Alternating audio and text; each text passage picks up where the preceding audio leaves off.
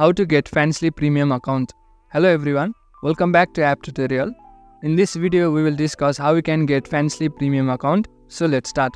First of all, go to fansly.com and then log into your account. After you have logged into your account, you will come to the home screen like this.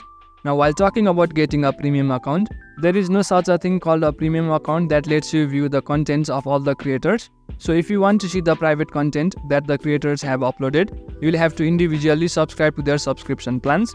So if you want to subscribe to a particular creator, you can simply search for that creator, then after open their profile. For example, I'll open a random creator. After you open the creator's profile, you will find a screen like this. Now you can follow the creator if you want. However, if you want to get the premium service and view all of their contents, you will have to purchase their subscription plans. For that, you will get a subscription option like this. So simply tap on that option. Then after, tap on subscribe. After that, you will have to make the payment and then complete the process.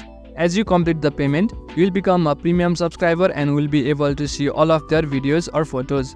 So in this way, you can get a Fansly premium account or become a premium fan. That's it for the video. Make sure to subscribe to the channel for further similar videos and drop a like if you found this helpful.